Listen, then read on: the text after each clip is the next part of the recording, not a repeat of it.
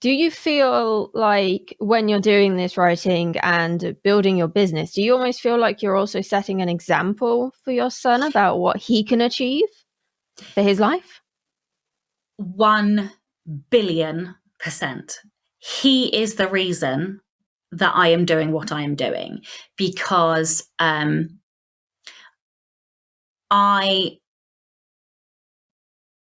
well, I'm trying not to get too deep and meaningful now. My mum was a single parent as a kid, and I saw her work her ass off to keep us. And it was so inspiring in a way that as a 6-year-old, I couldn't really explain. I couldn't explain what it was that I was seeing, or why it was inspiring, or why it was having an effect. And I don't think you really necessarily know that that's what it's doing. But I definitely saw how hard my mum worked, and I hope that that is what Atlas sees. But I also hope that he sees that if you have a dream, it is possible to make that dream come true. And that, life is too short to be in a job that you hate. And when I got pregnant, that was a real short, sharp reminder that I did not want to bring my child into this world, because I was miserable in my day job.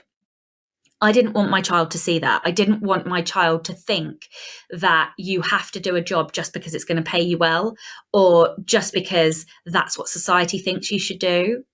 And so, yeah, like, I teach my son now about entrepreneurial things. I talk to him about branding. He's 7. The kid understands branding. Like, he's going to be That's so a cool. diamond businessman, right?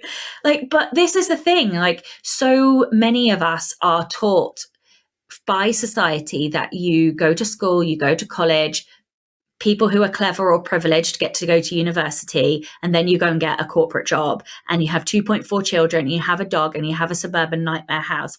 Fuck that, right? There are Amen. so many different jobs out there, so many different ways you can fulfill your life.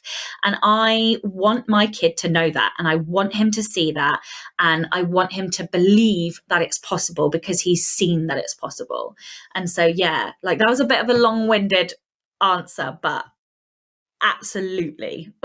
No, I love that. I think that's super inspiring, and I completely agree. I can remember a few years ago, I had a conversation with a bunch of my female friends and colleagues, and I said to them, what values were instilled in you growing up? And nearly all of them said, consciously or subconsciously, family and relatives said, have you got a boyfriend? Oh, when are you getting married? When are you going to have babies?